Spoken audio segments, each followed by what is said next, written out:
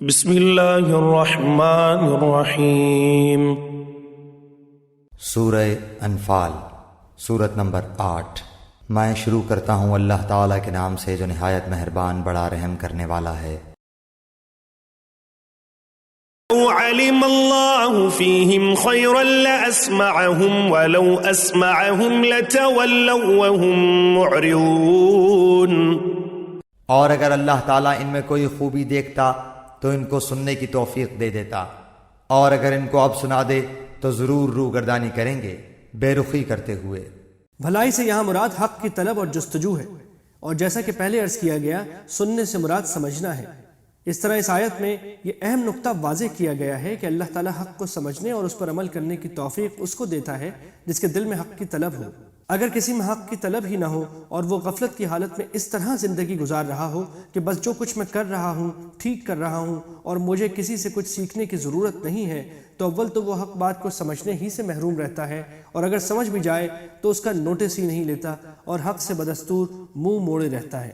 یا ایہا الذین آمنوا استجیبوا للہ وللرسول اذا دعاکم لما یحییکم واعلموا ان اللہ یحول بین المرء وقلبہ وانہ الیہ تحشرون۔ اے ایمان والو، تم اللہ اور اس کے رسول کے کہنے کو بجا لاؤ جبکہ رسول تم کو تمہاری زندگی بخش چیز کی طرف بلاتے ہوں، اور جان رکھو کہ اللہ تعالیٰ آدمی کے اور اس کے قلب کے درمیان آڑ بن جایا کرتا ہے، اور بلا شبہ تم سب کو اللہ ہی کے پاس جمع ہونا ہے۔ اس مختصر جملے میں بڑی عظیم حقیقت بیان فرمائی گئی ہے۔ اول تو اسلام کی دعوت اور اس کے احکام ایسے ہیں کہ اگر ان پر تمام انسان پوری طرح عمل کرنے لگیں تو اسی دنیا میں وہ پرسکون زندگی کی ضمانت دیتے ہیں۔ عبادات کے علاوہ جو روحانی سکون کا بہترین ذریعہ ہیں، اسلام کے تمام معاشی اور سیاسی احکام دنیا کو نہایت خوشگوار زندگی فراہم کر سکتے ہیں۔ دوسری طرف زندگی تو اصل میں آخرت کی ابدی زندگی ہے، اور اس کی خوشگواری تمام تر اسلامی احکام کی پیروی پر موقوف ہے۔ لہٰذا اگر کسی کو اسلام کا کوئی حکم مشکل بھی محسوس ہو تو اسے یہ سوچنا چاہیے کہ میری خوشگوار زندگی کا دار و مدار اس پر ہے۔ جس طرح انسان زندگی کی خاطر بڑے سے بڑے اور مشکل آپریشن کو منظور کر لیتا ہے، اسی طرح شریعت کا ہر وہ حکم جس میں محنت یا مشقت معلوم ہوتی ہے یا نفسانی خواہشات کی قربانی دینی پڑتی ہو، اس کو بھی خندہ پیشانی سے منظور کرنا چاہیے، کیونکہ اس کی حقیقی زندگی کا دار و مدار۔ اس کا مطلب یہ ہے کہ جس شخص کے دل میں حق کی طلب ہوتی ہے، اگر اس کے دل میں کبھی گناہ کا تقاضا پیدا ہو اور وہ طالب حق کی طرح اللہ تعالیٰ سے رجوع کر کے اس سے مدد مانگے، تو اللہ تعالیٰ اس کے اور گناہ کے درمیان آڑ بن جاتے ہیں اور وہ گناہ کے ارتکاب سے محفوظ رہتا ہے، اور اگر کبھی غلطی ہو بھی جائے تو اسے توبہ کی توفیق ہو جاتی ہے۔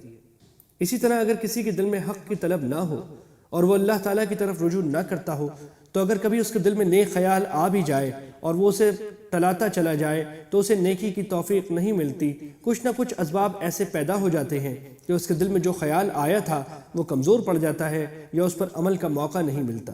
اسی لیے بزرگوں نے فرمایا ہے کہ جب کسی نیکی کا خیال آئے تو اسے فوراً کر گزرنا چاہیے، ٹالنا خطرناک ہے۔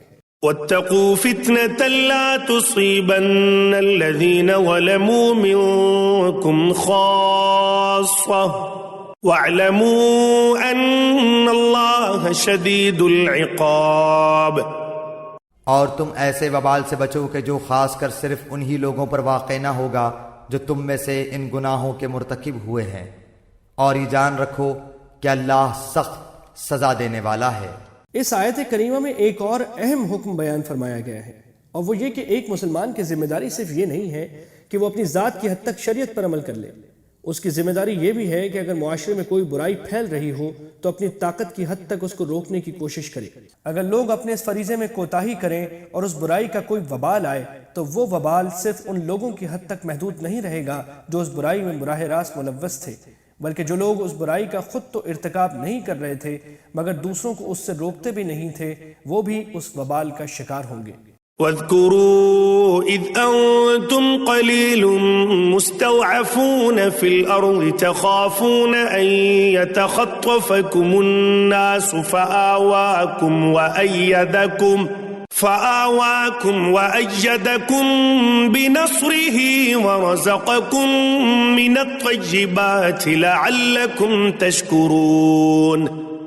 اور اس حالت کو یاد کرو جبکہ تم زمین میں قلیل تھے، کمزور شمار کیے جاتے تھے، اس اندیشے میں رہتے تھے کہ تم کو لوگ نوچ کھسوٹ نہ لیں، سو اللہ نے تم کو رہنے کی جگہ دی اور تم کو اپنی نصرت سے قوت دی اور تم کو نفیس نفیس چیزیں عطا فرمائیں تاکہ تم شکر کرو۔ يا أيها الذين آمنوا لا تخونوا الله والرسول وتخونوا أماناتكم وأنتم تعلمون۔ اے ایمان والو، تم اللہ اور رسول کے حقوق میں جانتے ہوئے خیانت مت کرو اور اپنی قابل حفاظت چیزوں میں خیانت مت کرو۔ واعلموا انما اموالكم واولادكم فتنة وان الله عنده اجر عظيم۔ اور تم اس بات کو جان رکھو کہ تمہارے اموال اور تمہاری اولاد ایک امتحان کی چیز ہے، اور اس بات کو بھی جان رکھو کہ اللہ تعالیٰ کے پاس بڑا بھاری اجر ہے۔ مال اور اولاد کی محبت تو انسان کی گھٹی میں پڑی ہوئی ہے، اور معقول حد تک ہو تو بری بھی نہیں ہے، لیکن آزمائش یہ ہے کہ یہ محبت اللہ تعالیٰ کی نافرمانی پر تو آمادہ نہیں کر رہی ہے۔ اگر اللہ تعالیٰ کی فرما برداری کے ساتھ یہ محبت ہوگی تو نہ صرف جائز بلکہ باعث ثواب ہے، لیکن اگر وہ نافرمانی تک لے جائے تو ایک وبال ہے۔ اللہ تعالیٰ ہر مسلمان کی اس سے حفاظت فرمائے، آمین۔ يا أيها الذين آمنوا إن تتقوا الله يجعل لكم فرقانا ويكفر عنكم سيئاتكم ويغفر لكم والله ذو الفضل العظيم۔ اے ایمان والو، اگر تم اللہ سے ڈرتے رہو گے تو اللہ تعالیٰ تم کو ایک فیصلے کی چیز دے گا اور تم سے تمہارے گناہ دور کر دے گا اور تم کو بخش دے گا، اور اللہ تعالیٰ بڑے فضل والا ہے۔ تقوی کی یہ خاصیت ہے کہ وہ انسان کو ایسی سمجھ عطا کر دیتا ہے جو حق اور ناحق میں تمیز کرنے کی اہلیت رکھتی ہے، اور گناہ کی خاصیت یہ ہے کہ وہ انسان کی عقل خراب کر دیتا ہے، جس سے وہ اچھے کو برا اور برے کو اچھا سمجھنے لگتا ہے۔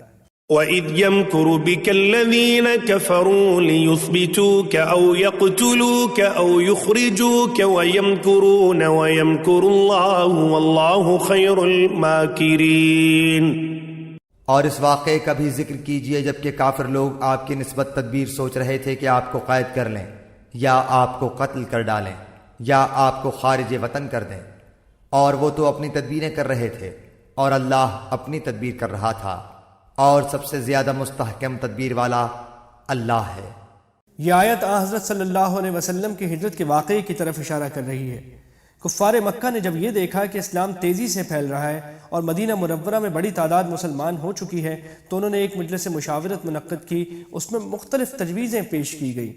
یہ آیت ان تمام تجویزوں کا ذکر کر رہی ہے، یعنی گرفتاری، قتل اور جلا وطنی۔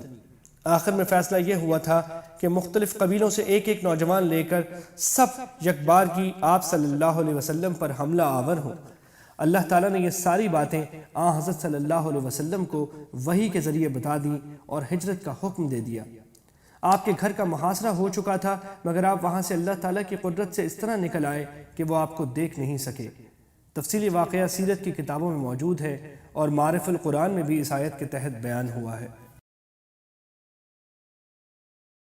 قلب بالحق تعلق وبغيره تعلق يبكي يسأل حالكه فأتاه الوحي فأشرك اقرأ اقرأ يا محمد السلام عليك